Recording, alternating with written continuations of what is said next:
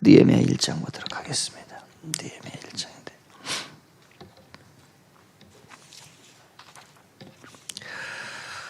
하나님은 그 일하시는 하나님이시라고 했습니다. 하나님은 일하세요. 계속해서 우리가 잘 때도 일하시고 항상 일하고 계십니다. 무슨 일을 주 업무로 하시느냐? 사람 세우는 일, 사람 세우는 일을 하는 거예요. 세상에서도요, 사람 세워갑니다. 사람 세워가는 거예요. 정치인들은 이제 다음 정치인들을 세워나가는 일을 하는 거죠. 이제 공부하는 학자들은 이제 또 다른 학자들을 잘 만들어가는 거예요. 계속 후대를 만들어가고, 기업인들도 이제 다음 사람을 누굴까? 이제 사람을 만들어가는 겁니다. 이게 이제 세상 사람들도 사람 세우는 일에 많은 일을 하고요. 그리고 거기에 많은 투자를 해요. 또 공부도 시키고 그래서 미리 이제 제목들을 준비시켰다가 이제 뭐 해외 유학도 보내게 되고 이제 그렇게 하는 겁니다. 교회도 마찬가지. 교회도요, 여러분. 교회도 이 건물보다도 더 중요한 게 뭐냐면 사람이에요. 사람. 건물 세우는 것보다 사람 세우는 거예요. 사람이에요.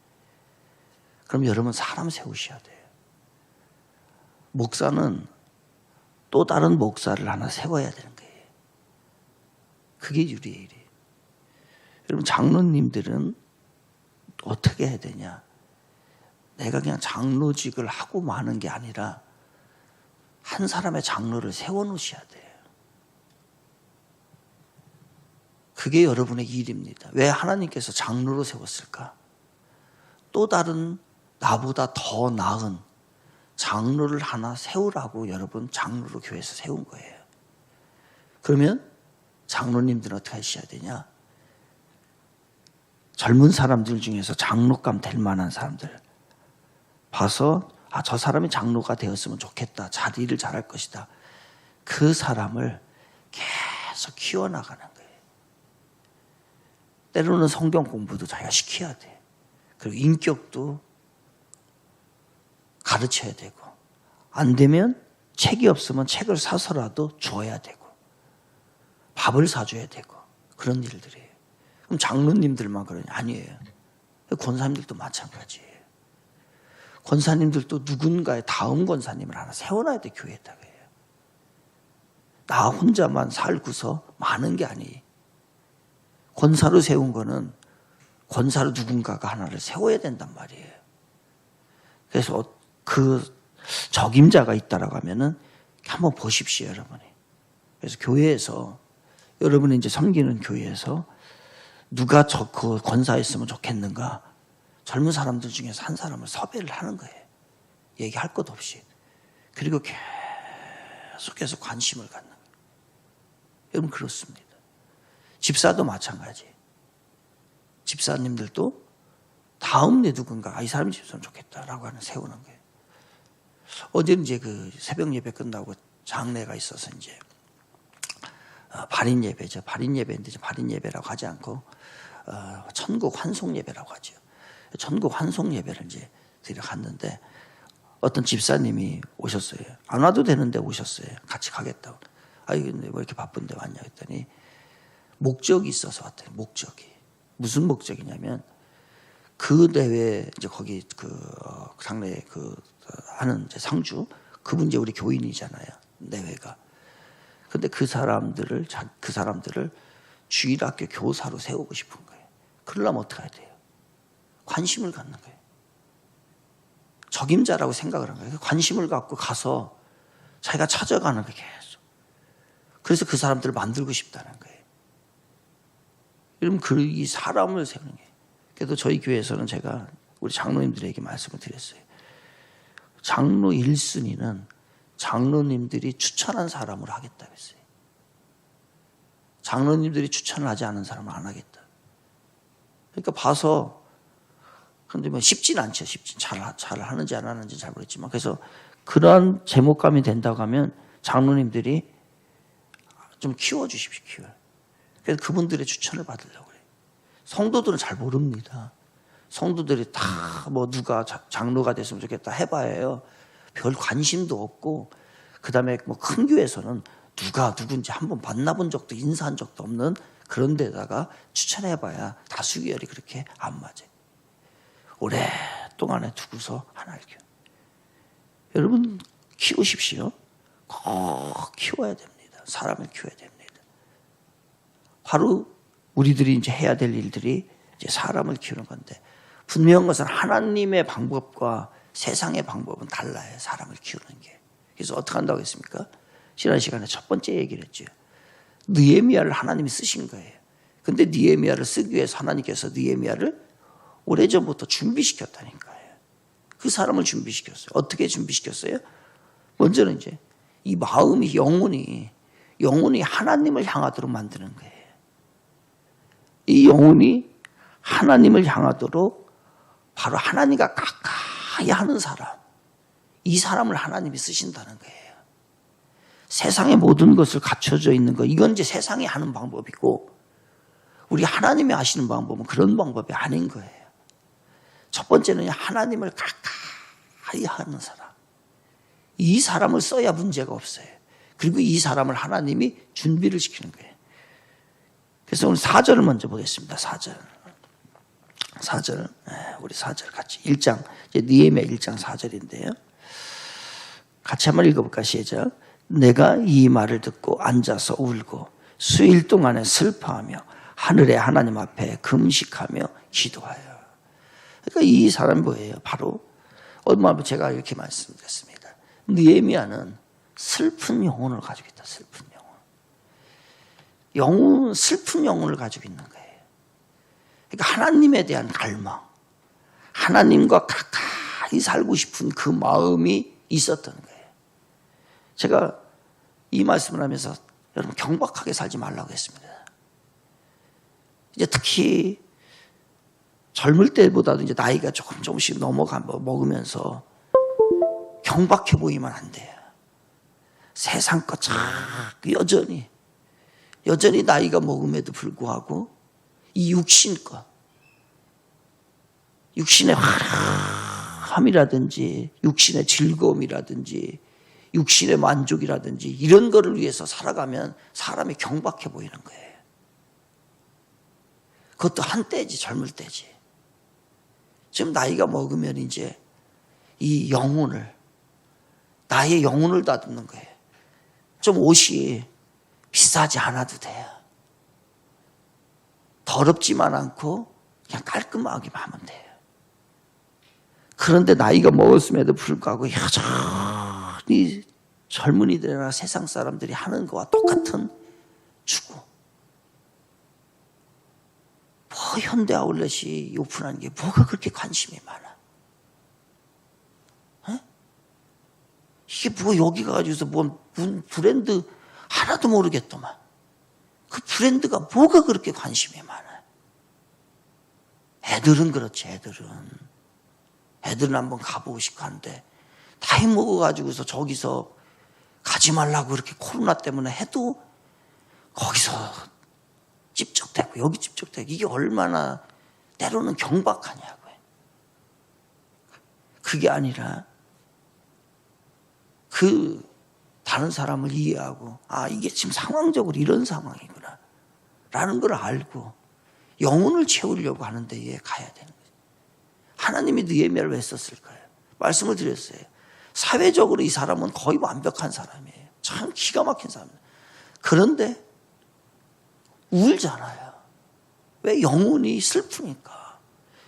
이 하나님 앞에 이 백성이 하나님 앞에 영광을 드리지 못하고 이 백성이 여전히 하나님 앞에 죄를 짓고 이게 너무 기가 막힌 거예요. 그래서 어떻게 하냐면 우는 거예요. 영혼이 슬픈 거죠. 지금 이런 육신의 환경들은 그게 중요하잖아요. 여러분, 심령이 상해야 합니다.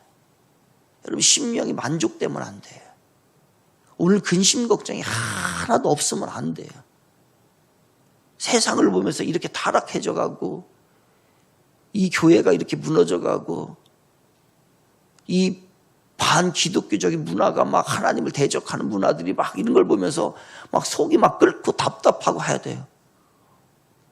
오늘 밥맛이 있으면 안 돼. 밥맛도 좋고 걱정도 없고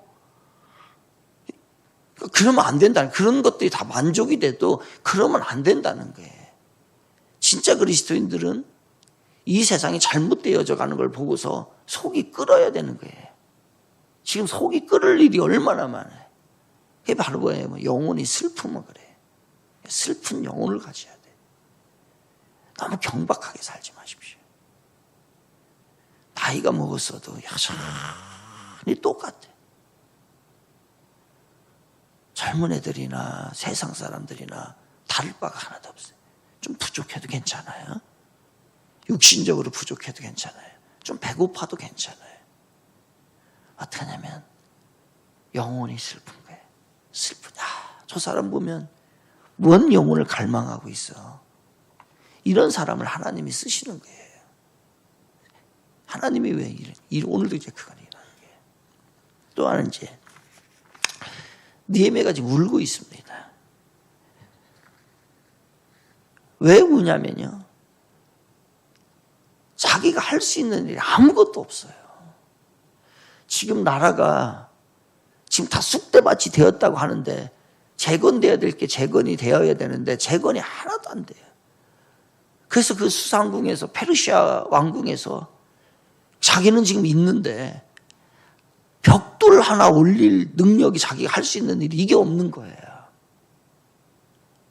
나는 아무것도 할 수 없구나. 그래서 지금 울면서 기도하는 거예요. 여러분, 하나님이 이 고백을 받으시는 거예요. 내가 할 수 있다. 나는 잘한다. 내가 다 한다. 이렇게 하는 순간 이 하나님이 쓰지 못합니다. 그럼 뭐라고 하겠어요, 하나님이? 그럼 너도 해봐, 네가. 네가 잘하니까 네가 해봐. 이런다니까 정말이야. 그래서 많은 위인들이 넘어지는 이유가 여기에 있어요. 자기가 최고인 거 자기가 잘한다고 하는 거예요. 이게 다 넘어집니다. 하나님이 너 잘하면 네가 하면 되지. 내가 필요 없는 거 아니에요. 그래서 오늘 우리들의 고백이 어떻게 되냐? 느헤미야의 고백은 하나님, 나는 아무것도 못합니다. 나는 지금 벽돌 한 장, 모래 한 삽, 그 다음에 이 나무 하나 갖다 올릴 수 있는 능력이 내 안에 아무것도 없어. 실질적으로 없지요. 그래서 하나님, 나는 아무것도 할 수 없습니다 라고 할 때 하나님 뭐라고 해주겠어요?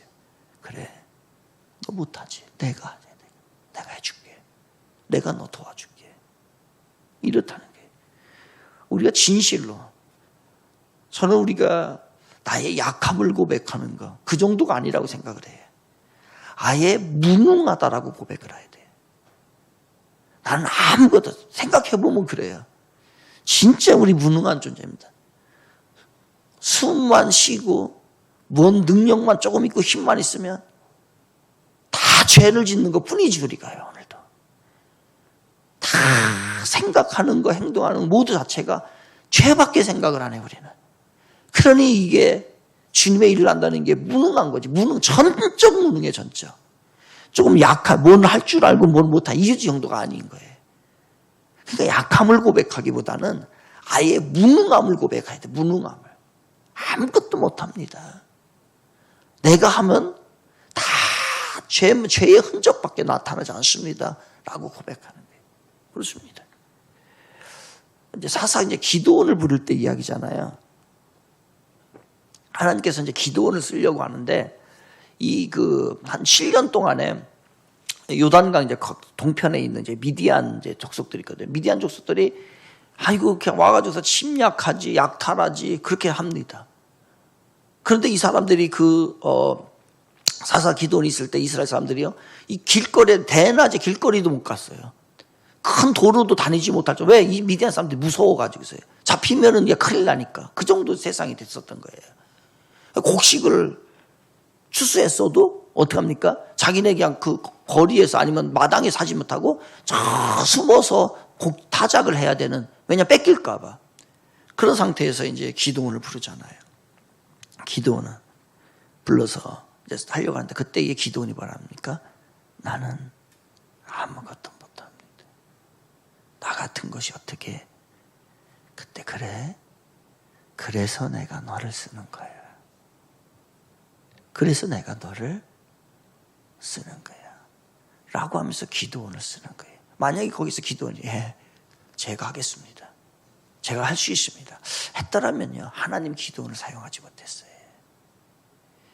그 역대하에 보게 되면 역대하 20장에 보게 되면 이제 여호사밧 왕이 나옵니다.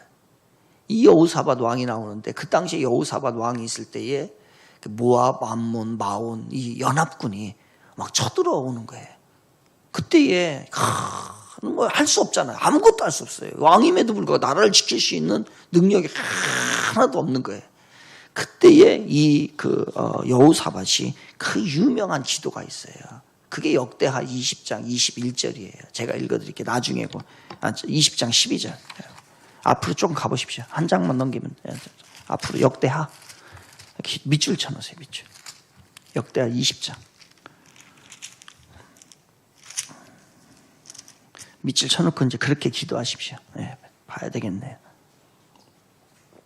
12절. 681조. 역대하 20장 12절. 그 12절 이제 밑줄 쳐놓으세요. 제가 같이 읽겠습니다. 시작. 우리 하나님이여 그들을 징벌하지 아니하시니까 우리를 치러오는 이 큰 무리를 우리가 대적할 능력이 없고 어떻게 할 줄도 알지 못하고 오직 주만 바라보나이다. 왕이 이게 얼마나 무능한 거예요. 무책임한 거예요. 그런데 그게 아니라 하나님만 바라보겠다는 거예요. 15절입니다. 그 뒤로 가세요. 20장 15절 읽어드릴게요. 야하시엘이 이르되 온 유다와 예루살렘 주민과 여호사밧 왕이 들을지어다. 여호와께서 이같이 너희에게 말씀하시기 너희는 이 큰 무리로 말미암아 두려워하거나 놀라지 말라. 이 전쟁은 너희에게 속한 것이 아니요 하나님께 속한 것이니라. 어떻게 되겠어요? 이 전쟁 어떻게 됐겠어요? 26절 갈게요. 26절. 넷째 날에 무리가 브라가 골짜기에 모여서 거기서 여호와를 송축한지라. 그러므로 오늘날까지 그곳을 브라가 골짜기라 일컫더라. 승리해가지고 승리한 거예요. 그래서 그 브라가 골짜기라고 해요. 브라가라고 하는 것은 송축이란 뜻이에요. 송축. 찬양 송축이란 뜻이에요. 메라카. 영어로 이제 메라카예요. 그래서 우리 찬양단 이름을 이 베라카라고 짓까 지금 생각 중이에요. 메라카, 브라가. 송축하다, 송축하다. 하나님 송축하다. 바로 여호사밧이 그런 거지. 여호사밧이. 사람은요, 약해져야 강해지는 겁니다. 강한 척 하지 말고요. 무능한 척 하십시오. 져야 이기는 거예요. 이겨봐야 또 별 볼 일도 없어요. 지십시오. 그러면 이깁니다. 지는 게 이긴 것이고요. 내가 약한 것이 하나님의 강함이 드러나는 겁니다. 내가 강하면 하나님이 약해지게 돼 있어요. 여러분 늘 그렇게 하며 사세요. 부족하다, 약하다, 무능하다. 오늘도 기도하면서도 기도해도 부족한 거예요. 기도해도 이만큼 기도했으니까 됐다 이게 아니라 기도를 해도 부족하구나. 이걸 깨닫게 되는 거 어느 순간부터. 또 성경 공부도요. 성경도 연구를 하면 할수록 부족하구나. 성경을 대하면 대할수록 전에는 좀 깨닫는 것 같은데 내가 정말 아무것도 아니구나. 부족하구나. 여러분 내가 이만큼만 교회에서 사회에서 이만큼만 헌신하고 봉사하면 되겠지. 아니에요. 헌신도 부족하구나. 내 헌신 아무것도 아니구나. 라고 생각하며 살아요. 그럴 때 우리의 사는 모습이 예수님처럼 겸손해질 수 있습니다. 우리가 하나님 앞에 무능하다는 거 고백하면 그때부터 하나님의 역사, 일하심은 시작될 줄로 믿습니다. 오늘도 여러분의 삶 가운데 하나님이 일하시는 복된 하루 되기를 주님의 이름으로 축원을 드리겠습니다. 기도하겠습니다. 그래요. 현 약함을 넘어서 우리는 무능한 존재입니다. 이거를 깨닫는다면 하나님의 역사는 오늘도 일어나겠지. 약한 무능함을 알게 하시고 깨닫게 해주세요. 아무것도 할 수 없는 존재임을 우리가 알게 해주세요. 우리는 전적으로 부패한 죄인임을 알고 오늘 하나님을 의지해 나가는, 의지하며 사는 저희들 되게 해달라고, 나이가 되게 해달라고, 우리 가족이 되게 해달라고, 우리 교회가 되게 해달라고 우리 함께 기도하도록 하겠습니다. 존귀하신 우리 주 하나님,